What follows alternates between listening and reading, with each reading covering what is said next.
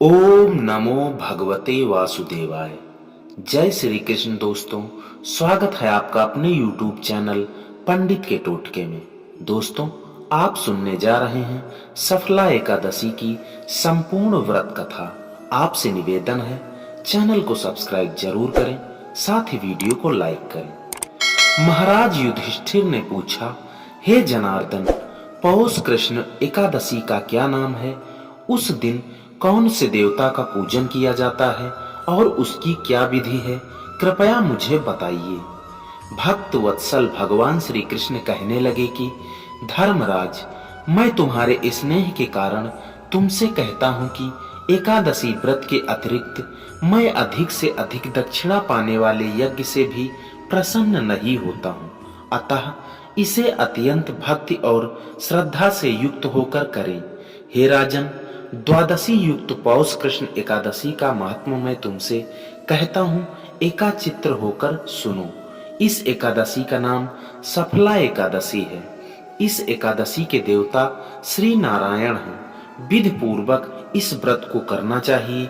जिस प्रकार नागों में शेषनाग, पक्षियों में गरुड़, सब ग्रहों में चंद्रमा, यज्ञों में अश्वमेघ और देवताओं में भगवान विष्णु श्रेष्ठ हैं, उसी तरह सब व्रतों में एकादशी का व्रत श्रेष्ठ है।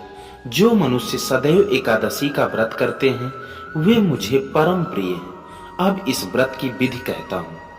मेरी पूजा के लिए ऋतु के अनुकूल फल, नारियल, नींबू, नैवेद्य आदि 16 वस्तुओं का संग्रह करें। इस सामग्री से मेरी पूजा करने के बाद रात्रि जागरण करें। इस एकादशी के व्रत के समान यज्ञ, तीर्थ, दान, तप तथा और कोई दूसरा व्रत नहीं है। 5000 वर्ष तप करने से जो फल मिलता है उससे भी अधिक सफला एकादशी का व्रत करने से मिलता है। हे राजन, आप इस एकादशी की कथा सुनिए।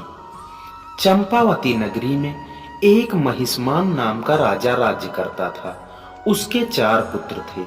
उन सब में लुम्पक नाम वाला बड़ा राजपुत्र महापापी था। वह पापी सदा पर स्त्री और वैश्यागमन तथा दूसरे बुरे कर्मों में अपने पिता का धन नष्ट किया करता था। सदैव ही देवता, ब्राह्मण, वैष्णवों की निंदा किया करता था। जब राजा को अपने बड़े पुत्र के ऐसे कुकर्मों का पता चला तो उन्होंने उसे अपने राज्य से निकाल दिया।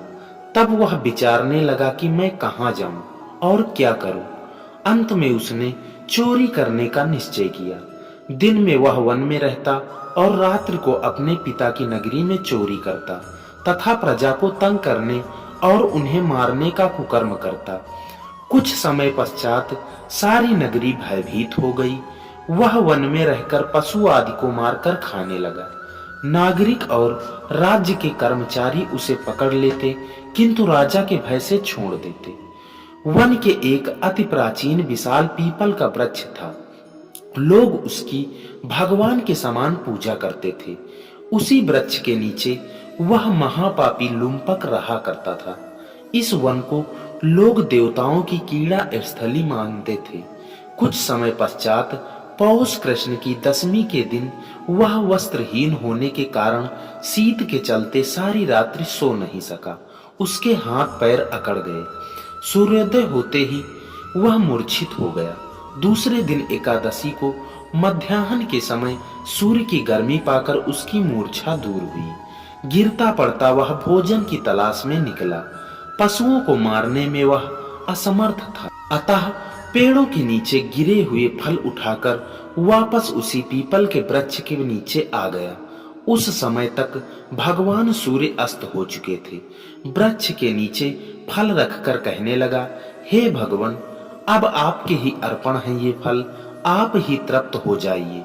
उस रात्रि को दुख के कारण रात्रि को भी नींद नहीं आई। उसके इस उपवास और जागरण से भगवान अत्यंत प्रसन्न हो गए और उसके सारे पाप नष्ट हो गए। दूसरे दिन प्रातः एक अति सुंदर घोड़ा अनेक सुंदर वस्तुओं से सजा हुआ उसके सामने आकर खड़ा हो गया। उसी समय आकाशवाणी हुई कि हे राजपुत्र, श्री नारायण की कृपा से तेरे पाप नष्ट हो गए। अब तू अपने पिता के पास जाकर राज्य प्राप्त कर।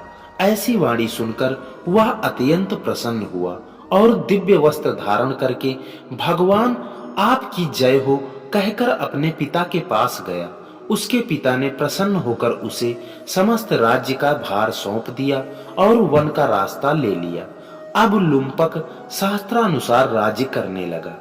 उसके स्त्री पुत्र आदि सारा कुटुंब भगवान नारायण का परम भक्त हो गया। वृद्ध होने पर वह भी अपने पुत्र को राज्य का भार सौंपकर वन में तपस्या करने चला गया और अंत समय में वैकुंठ को प्राप्त हुआ। अतः जो मनुष्य इस परम पवित्र सफला एकादशी का व्रत करता है उसे अंत में मुक्ति मिलती है। जो नहीं करते हैं वे पूंछ और सींगों से रहित पशुओं के समान हैं। इस सफला एकादशी के महात्म्य को पढ़ने से अथवा श्रवण करने से मनुष्य को अश्वमेघ यज्ञ का फल मिलता है। तो दोस्तों, मित्रों, माताओं, बहनों, आशा करता हूं कथा आपको पसंद जरूर आई होगी। चैनल को सब्सक्राइब, लाइक जरूर करें, साथ ही अपने दोस्तों मित्रों को शेयर करें। इसी के साथ विदा लेते हैं। तब तक के लिए नमस्कार। जय श्री कृष्ण।